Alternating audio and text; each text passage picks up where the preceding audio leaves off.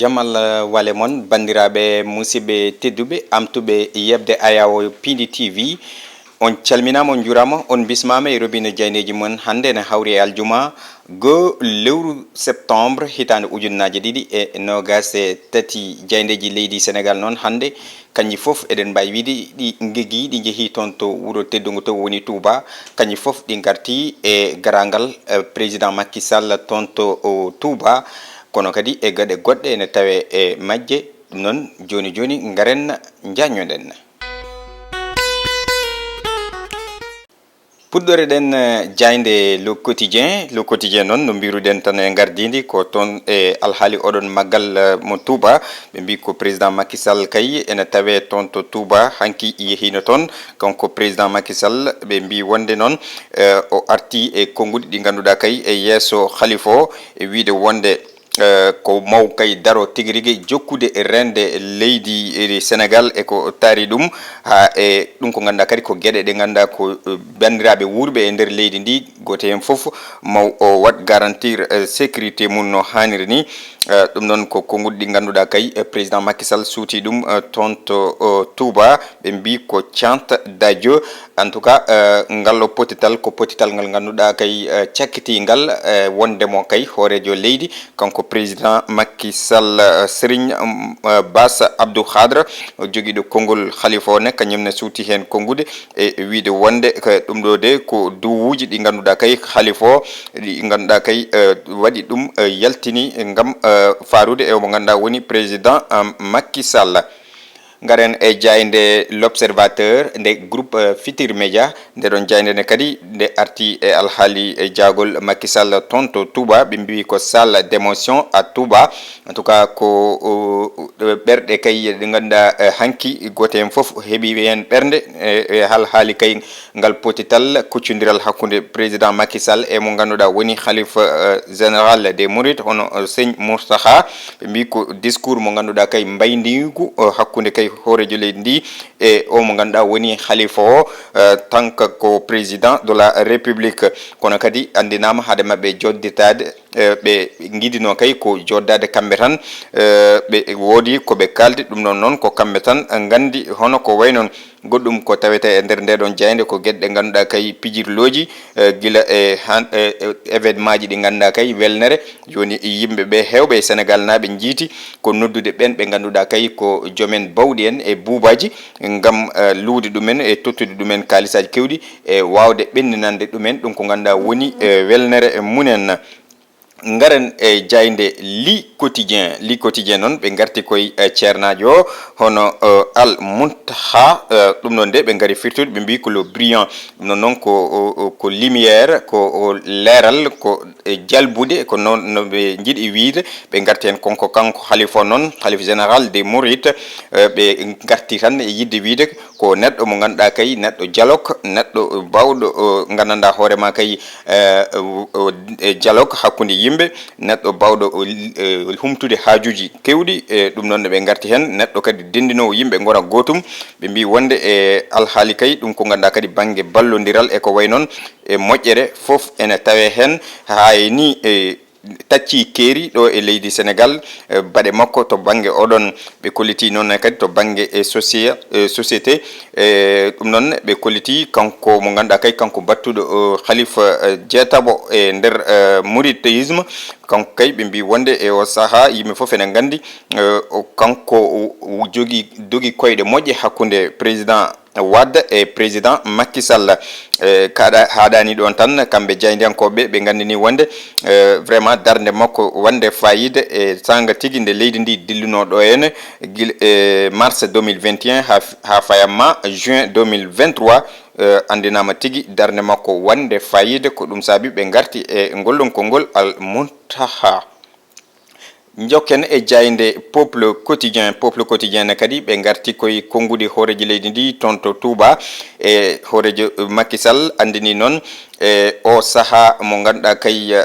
mo wuuri wona kanko tigui rigui jogori manan didorno o joɗade ɗon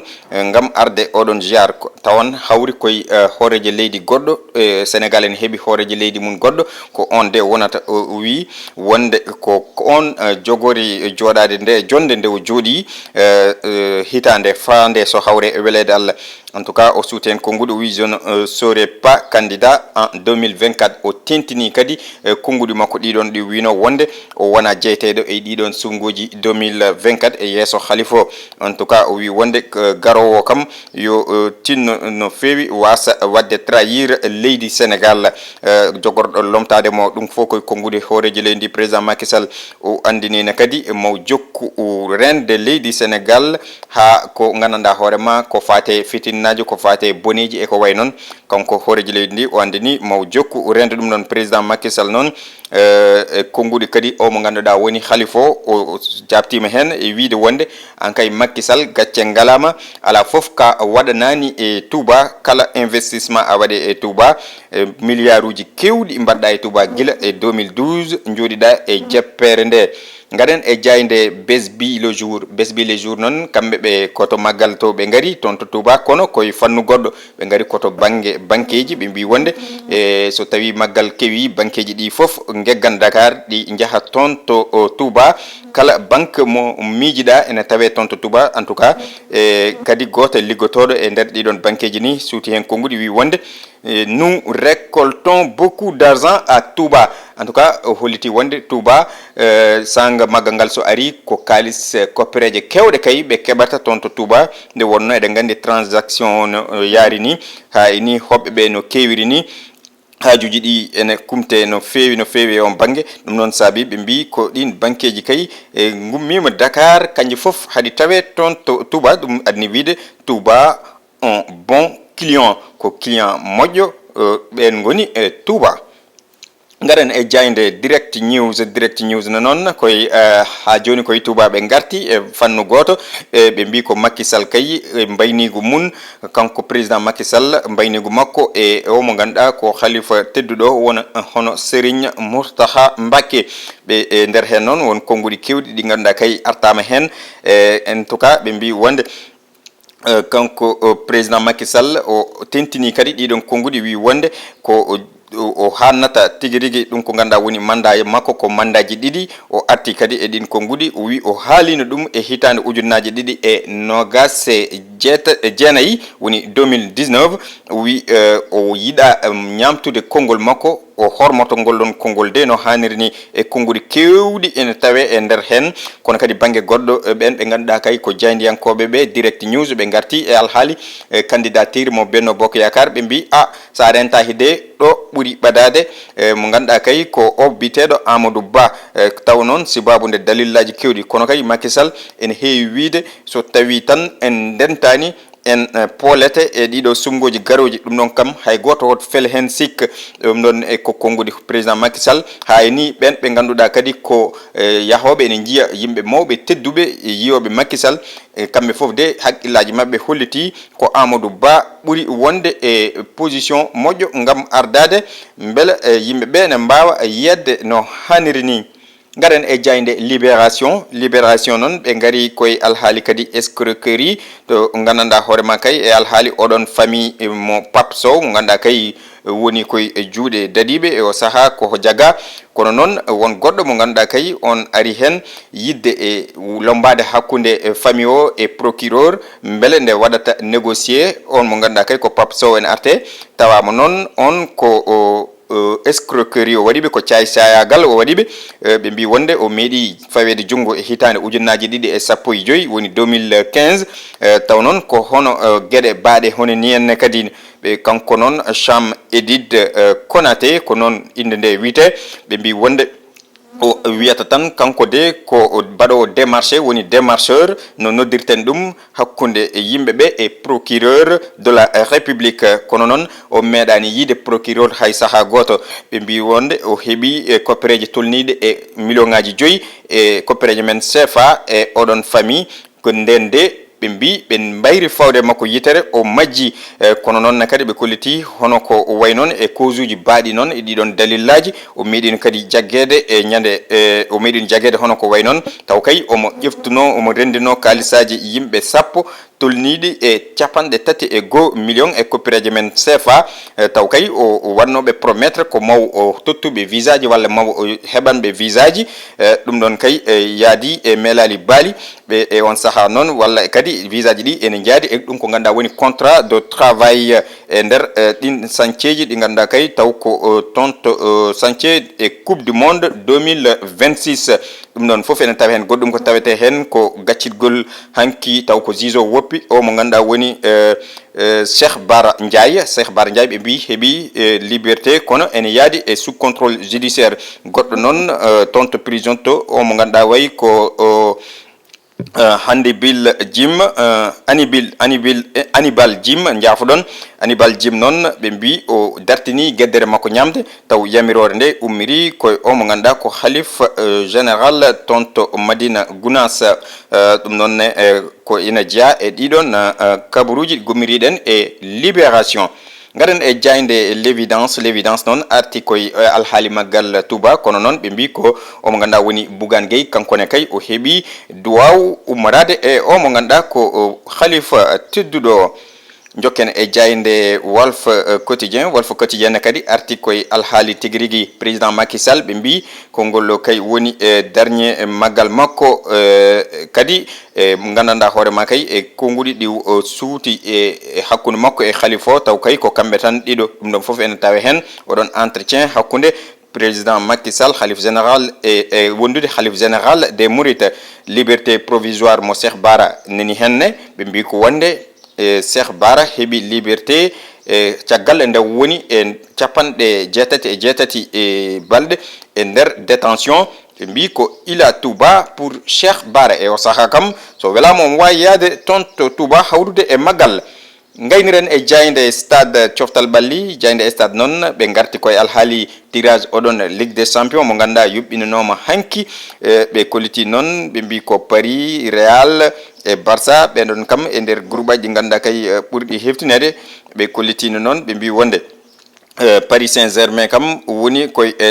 oɗon poule biteɗo poule de la mort Bayern noon e Manchester United ɓe mbi ɓen kam ko favori e nder groupe munen woni groupe A Real e Naples ɓe noon ɓe mbi kay ko ma mbaw yaltude e oɗon poule C goɗɗum ko tawete hen ko alhaali kay omo ganduɗa woni Alan mo ganduɗa kay ko attaquant toon to City ɓe mbi wonde e o saaha kam ko urata ko welata ko so fasi tan uran e alhaali oɗon ballon d'or ɓe mbi ko avant goût ballon d'or kanko alano sababu nde kay hanki o hokkama wonde meilleur joueur UEFA de l'année ɗum ɗon ene tawe hen e goɗɗum ko tawete hen match mo ganduɗa kay goɗɗo poɗɗo arde e ɓen ɓe ganduɗa ko Ismaïla Sarr e wondude omo ganduɗa ko Iliman Ndiaye e on club mo ganduɗa kay ko Marseille ko namdal ɓe mbaɗi beele maɓe mbaw tigui rigui change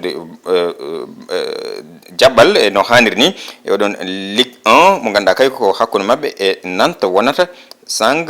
19h bandiraɓe musidɓe tedduɓe ko ɗum ɗo rendi hannde ari e jaydeji men ɗi ganduɗa kay no mbiruɗen ni kanji kewɗi ɗi jeehi ko toon to Touba ene hawri hannde e aljuma go lewru septembre hitande 2023 joni garen e helle wongo ko noon banda men aadi bil aadi salade aadi ɓuuri firtude aadi hakkude men kadi e bandiraɓe ko adandaɓe toɓɓere e kala saaha toɓɓere men hannde noon ko alhaali pijirleji ɓurtuɗi teskaɗi ɗo e nder leydi men Sénégal eɗen gandi e o saaha kalto jaaɗa kalto to tournuɗa jiita ko pijirleji ɗi ganduɗa ɗi ngala paltu ɗi ngala place ko wayno hannde e jayde l'observateur nde groupe Futurs Médias arti hen to banggue e nder ɗiɗon célébrité ji ɗi ɓe mbaɗata walla welnere nde ganduɗa kay ene waɗe kala saaha ko yiite hen ko ene ɓurti banggue luude e ɓen ɓe ganduɗa kay ko joguiɓe bowɗi buubaji e ñañoji e nder hen noon eɗen jiiya vraiment saaha so tawi a daari ɗum ɗon a wiyama leydi Sénégal ala kalis vraiment a jooɗoto namɗa hoorema hol to ɓe pawi koɓe kalata ko par ce que eɗen jiiya won kalisaji no bonnirte wona e kewuji won e événement uji ɗum ko hunde ganduɗa kay ɓurtude bandiraɓe musidɓe tedduɓe ko ɗo tan jinneɗen e ndeɗo toɓɓere kadi wawde rendude e bandiraɓe en junnata hen e kala saaha no kewɗen wadde kewɗen kadi ko hokkude fartangue bandiraɓe goto foof wawa addude hen miijo mum en jetti en jaari bandiraɓe foof noon to caméra to ko Djiby Dieng to montage to ko musidɗo men Ali Fall ga e micro ko musidɗo moon Adama Diop aljuma moubarak